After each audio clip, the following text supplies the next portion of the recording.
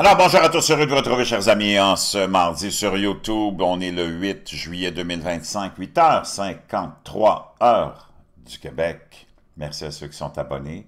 Ceux qui ne sont pas, faites-le maintenant. Merci à ceux qui m'envoient des liens et des messages toujours pertinents, intelligents et appréciés. Merci à ceux qui vont commenter. Dites-moi de vous regarder, c'est vraiment toujours chaleureux de savoir. Écrasez le petit pouce en l'air et partagez la vidéo. N'oubliez pas de vous abonner. Beaucoup de gens viennent voir des vidéos, mais ne s'abonnent pas, c'est gratuit, puis vous pouvez aller à un autre niveau aussi, joindre la chaîne. Chers amis, avant de plonger dans le sujet que je veux vous partager, qui concerne la quantité historique d'événements soudains, de pluies soudaines, d'inondations soudaines, de pluies historiques, de pluies bibliques, apocalyptiques, appelle ça comme tu voudras. N'oubliez pas votre bleu de méthylène. Ça fait des mois et des mois que je l'utilise. Depuis que j'avais vu Bobby Kennedy, qui est rendu à la santé, le ministre de la Santé, appelons ça comme ça, on appelle ça aux États-Unis le secrétaire à la santé et santé mentale, dans son avion, en train de se mettre des gouttes d'un mystérieux liquide bleu. On a des gens curieux ont découvert que c'était le bleu de méthylène, mais une solution à partir du bleu de méthylène. Et j'ai commencé à faire mes recherches à partir de là, puis j'ai pris du temps avant de faire mes recherches. J'ai fait beaucoup de recherches. Ça m'a ramené à des dizaines d'années dans le passé où ça fait des années que des gens, des médecins, des spécialistes se penchent sur le bleu, ben, un dérivé, un produit consommable de bleu de méthylène. C'est complètement hallucinant. C'est le premier médicament qui a existé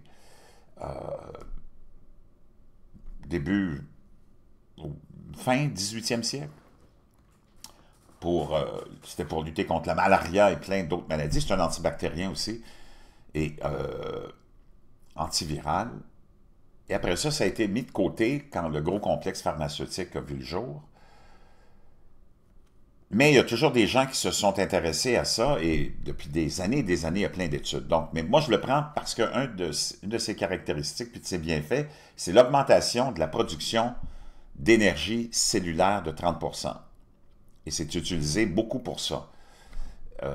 Et si tu vois la différence instantanément, plein d'autres vertus, je te laisse ça dans la boîte de description. Moi, j'en mets 20 à 25 gouttes. D'ailleurs, je vais le prendre tout de suite parce que là, je m'en vais m'entraîner, 2 grosses classes de yoga. Donc, moi, je les compte même plus, là, vraiment. Je mets 2 shots du compte-gouttes. Ça donne à peu près ça. Et tu mets ça dans un peu d'eau. C'est pas que ça coûte pas mauvais, mais c'est pas une dégustation de vin que tu fais, là. Tu mélanges ça. Ça se peut que tu aies un peu la langue bleue, mais pas pour longtemps. Moi, je l'avale d'un trait. Puis, tu pourrais avoir la langue bleue, mais ça ne dure pas longtemps. Fais attention à tes comptoirs. Mets-toi au-dessus du lavabo, sois très minutieux. Et tu vas voir que c'est hallucinant. C'est bon aussi, c'est des études qui démontrent que le brouillard cérébral s'en va presque totalement ou totalement. Douleur chronique, fatigue chronique. En tout cas, je te laisse ça dans la boîte de description. Pas de métaux lourds, naturellement, pas de formaldéhyde. Et plein d'autres produits que je te laisse dans la boîte de description. Les gens, ils se demandent c'est quoi la boîte de description. La boîte de description, c'est quand tu vas sur une vidéo et que tu vas... quand tu es sur YouTube, tu vas avoir en bleu, en gris ici, le nombre de vues, la journée où ça a été publié. Et là, tu appuies sur plus, et là, tu vas avoir en dessous plein d'autres informations, dont les liens que je te partage. Donc, ça se trouve là. Maintenant, on a vu toutes les inondations depuis des années, mais depuis, disons 2 ans, tu as vu des inondations historiques en Afrique, dans le désert, différents déserts, aux États-Unis, au Canada, en Europe. C'est,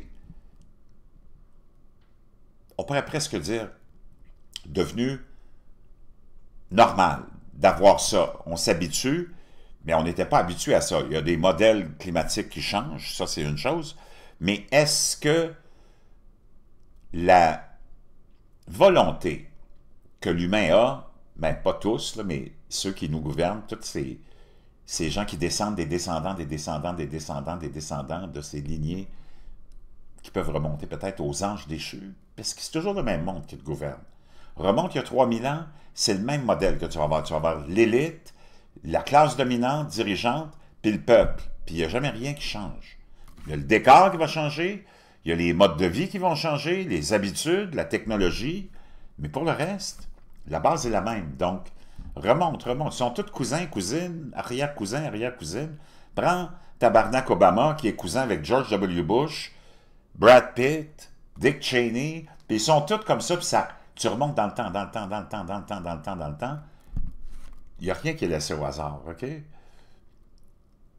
Donc, cette volonté que ces gens-là ont de remplacer Dieu, puis de toujours être plus puissants que Dieu, leur créateur à eux aussi, mais ils ont été déchus. Peut-être que c'est comme ça que tu peux voir les choses, parce que toutes les idées qu'on a essayé de te donner depuis un certain temps, depuis que cette classe de dirigeants a vraiment décidé de, en Occident en tout cas, mais on essaye aussi ailleurs, mais ça ne marche pas, mais on a réussi en Occident de déraciner la foi, déraciner ta foi, déraciner ton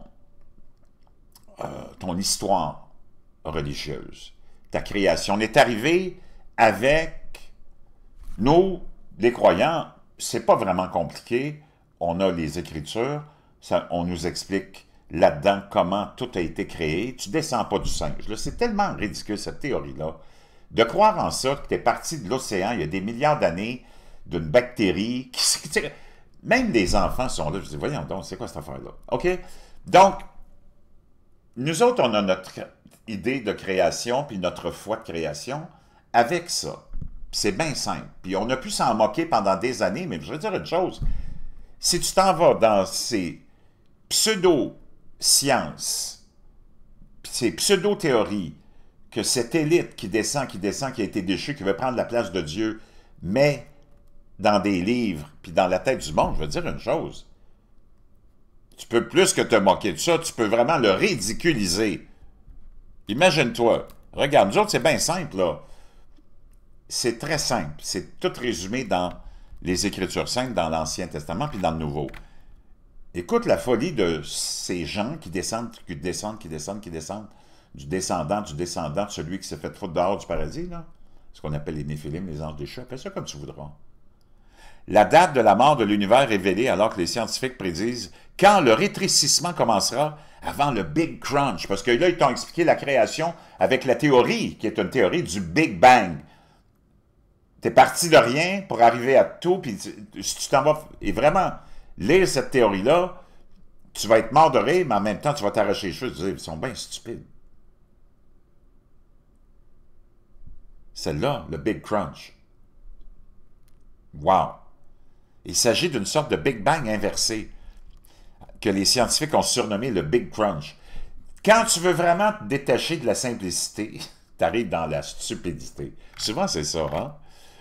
L'univers commencera à se rétrécir, mais inquiétez-vous pas, dans 7 milliards d'années.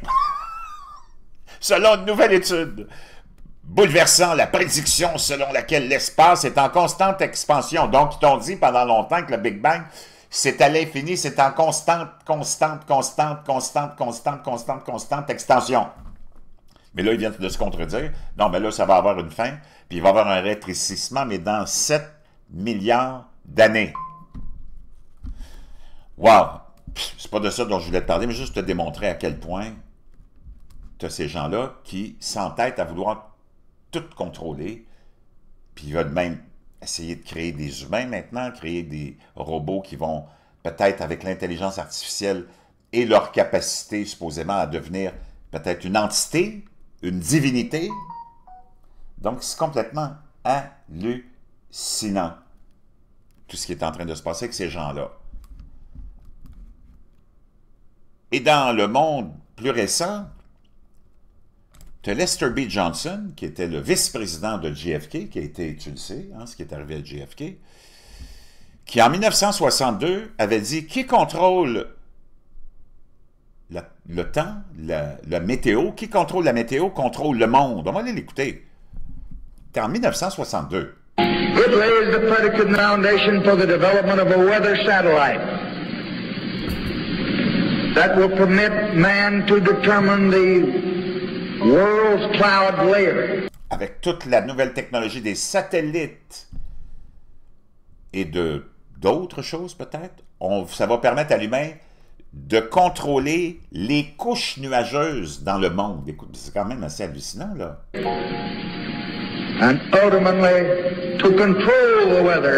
Et ultimement, contrôler la météo. Ça, il était devenu président. Ou je ne sais pas si, peut-être qu'il était... Non, il était encore vice-président, je pense. Mais il dit, puis éventuellement à contrôler la météo. Moi, je veux savoir pourquoi tu t'entêtes à ça. Nous autres, le monde ordinaire, là, qui descendons pas des descendants, des descendants, des descendants, parce que nous autres, on est la création de Dieu, puis on l'accepte ce qu'on est. Ils s'entêtent à vouloir tout contrôler. Nous autres, on sent... Aujourd'hui, il pleut, demain, il vente, demain, il fait froid, après-demain... C'est ça qui est ça. On vit avec ça depuis des millions d'années. Je ne sais pas, peut-être pas des millions d'années, parce que nous autres, on croit, hein, les Écritures saintes, donc la Terre est toute récente, peut-être 3-4 000 ans, quand Dieu a décidé de la créer. Mais ce monde-là, il s'entête. Contrôler, qui ultimement contrôlera la météo, nous dit le vice-président de JFK, qui a été buté. He who controls the weather will control the world. Qui contrôlera la météo, contrôlera le monde. That will permit... Wow! Et tu vois, après ça, ce qui se passe dans le ciel et dans le ciel et dans le ciel. L'ensemencement des nuages, ça a été longtemps vu, décrit par le complexe médiatique comme une conspiration. Alors qu'au Canada, je t'ai montré déjà dans le temps qu'on était dans les années 80 où on déjà tentait de modifier la température, la météo, via l'ensemencement des nuages. Et l'armée américaine l'utilisait aussi dans la guerre au Vietnam. Écoute bien ça, on va aller voir ça.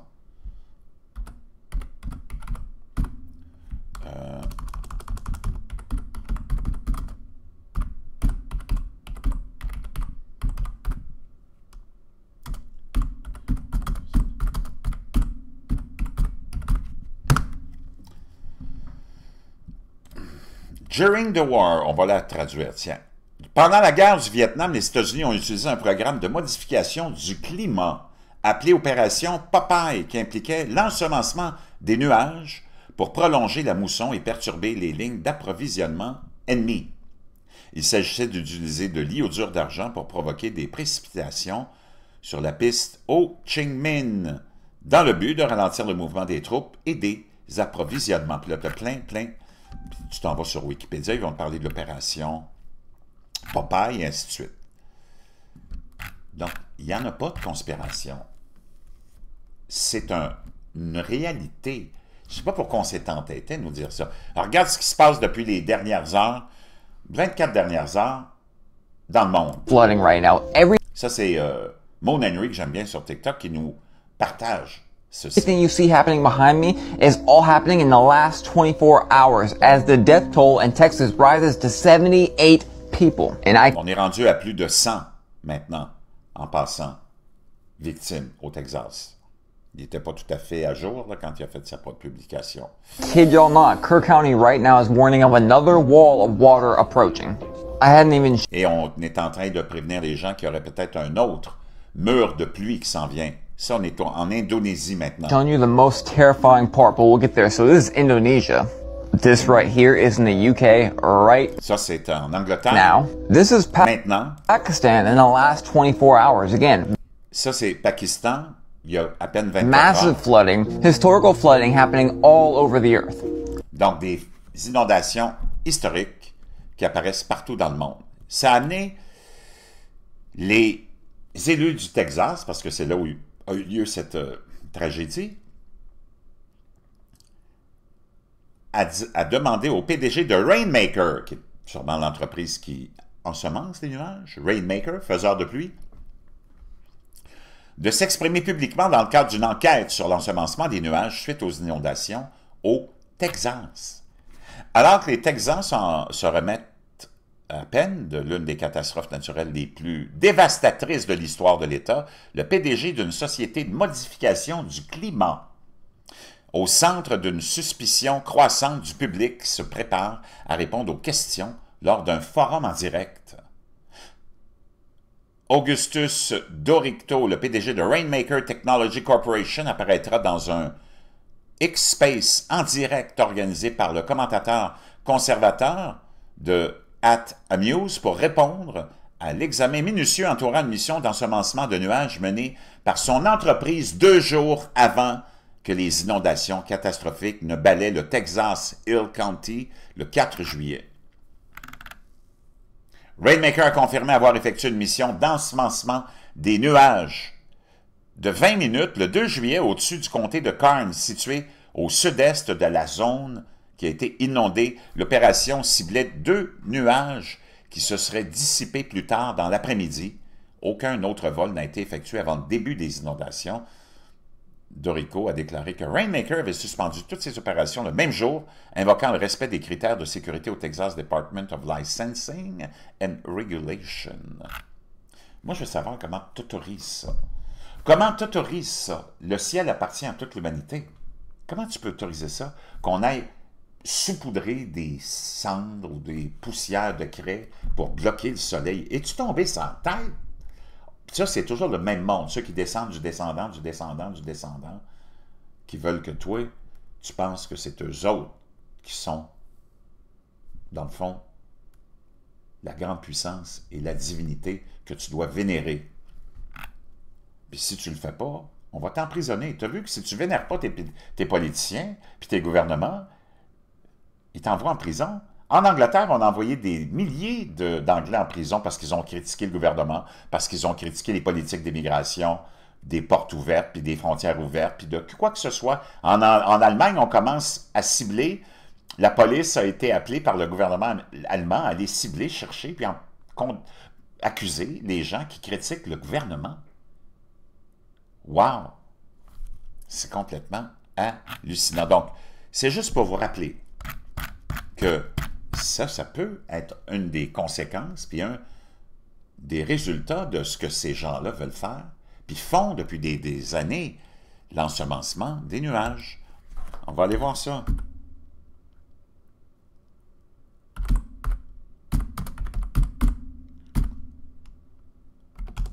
Je vais le mettre comme ça.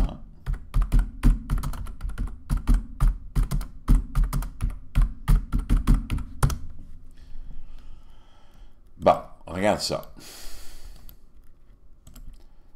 L'ensemencement des nuages en Alberta, au Canada, est principalement utilisé pour supprimer la grêle dans une région connue sous le nom de allée de grêle. Le projet de suppression de la grêle de l'Alberta, financé par des compagnies d'assurance, utilise des avions spécialement modifiés pour larguer de l'iodure d'argent dans les tempêtes. Ce procédé vise à produire des grêlons plus nombreux et plus petits, moins dommageables lorsqu'ils atteignent le sol. Vraiment? Wow!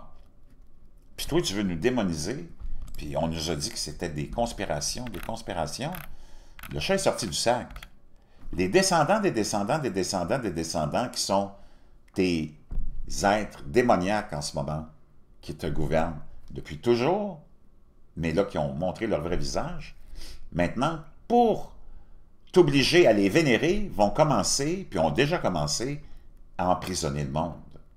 Pour différentes raisons, naturellement. Wow, je sais pas, mais on est rendu à une place où on pensait jamais se rendre, mais on est là.